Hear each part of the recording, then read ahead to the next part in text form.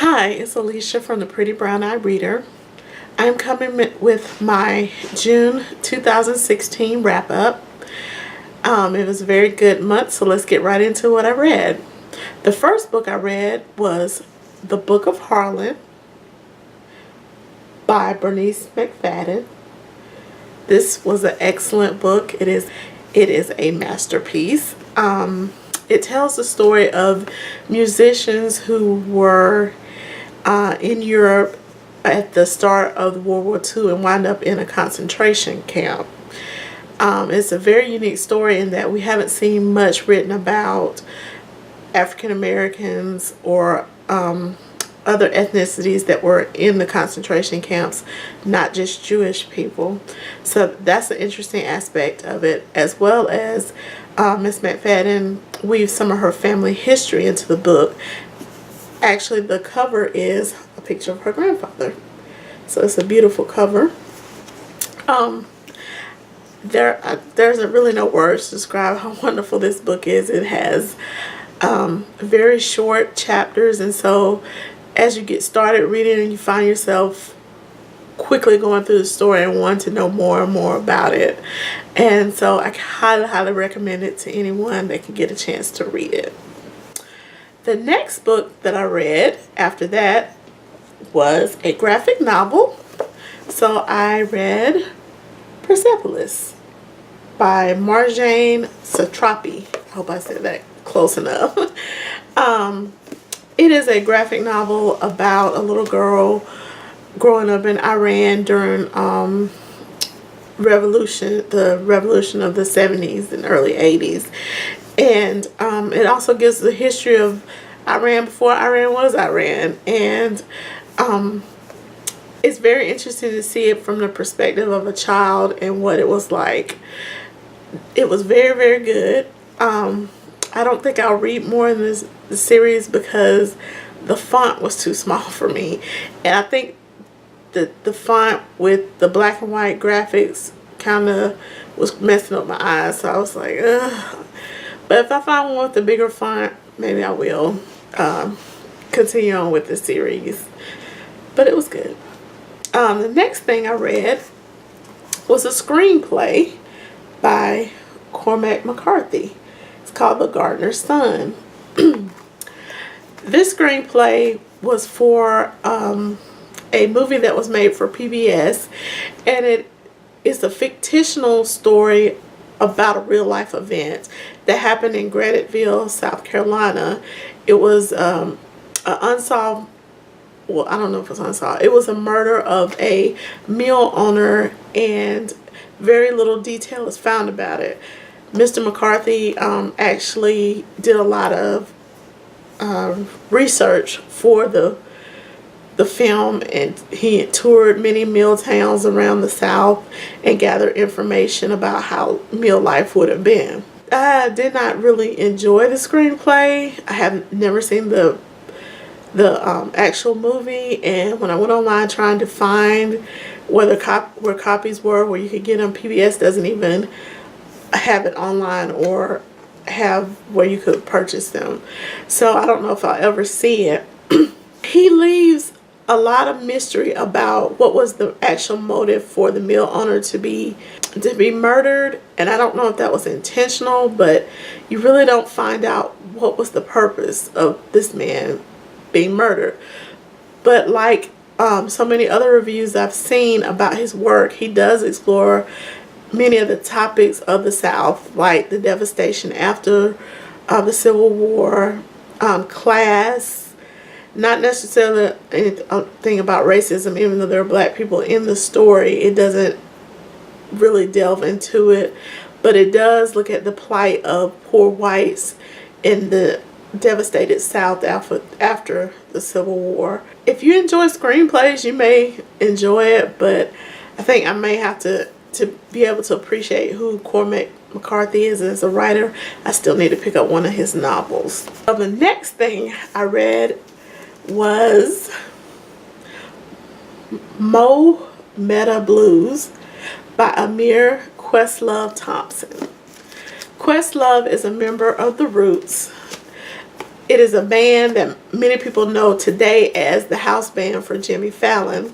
But those of us who are steeped into hip-hop culture view the Roots as icons of music. They've been around since the 90s, and they've been making music that transcends anything that you could possibly try and define them as. And so I appreciate them because they're true artists. I really appreciate that about the Roots.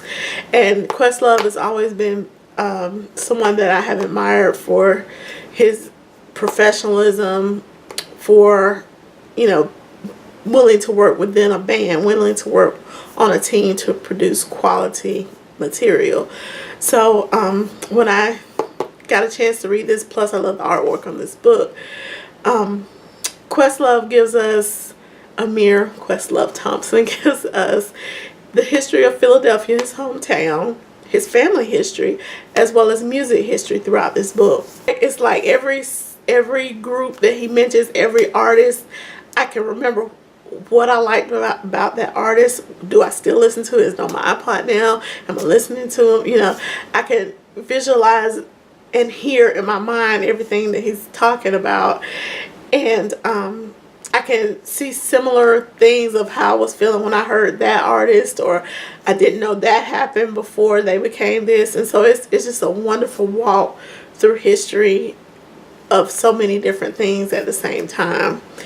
And he talks a lot about Prince, and I thought that would, you know, make me a little sad, since, you know, we're still pretty close to having lost Prince, and this month being his birthday month. But I was really just still appreciating, you know, Prince as an artist. And Questlove and I had different experiences about Prince. Prince was banned in his household, but he talks about having to sneak the music and into the house, and how many times he bought Prince records and had to hide them at his friend's house.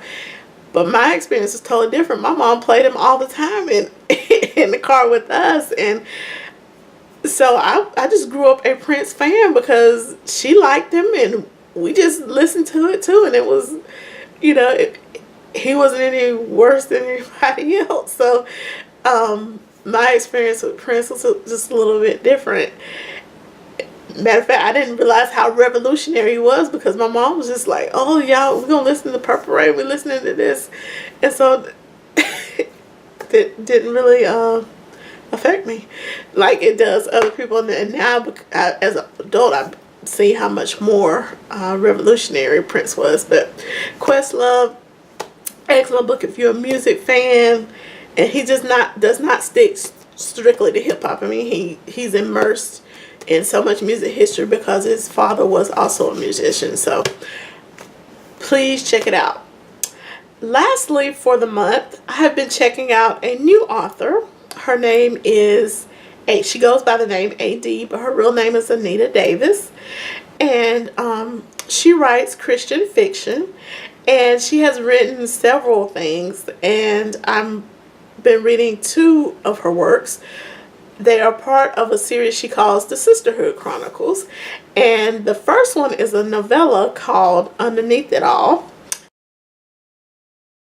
And it tells the story of 4 friends who are now in their late 20s, early 30s.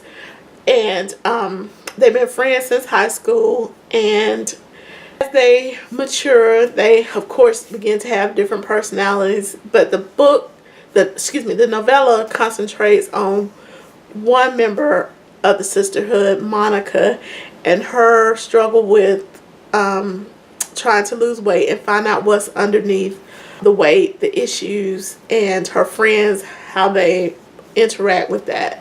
And so that is the first work in that series. And then the second one is called Discovery. And it moves on to another member of the sisterhood and finding out about herself. And so I thought AD does a wonderful job giving the story of these ladies. And anyone that's loves a sisterhood book, female characters doing different things. I strongly suggest you take a look at her works. She's a up and coming new author, and check her out. So those are the books that I have read for the month of June. I thank you for watching. Please let me know if you read any of these books. If you have anything to say about what you read in June, please let me know. Have a good day. Thanks for watching.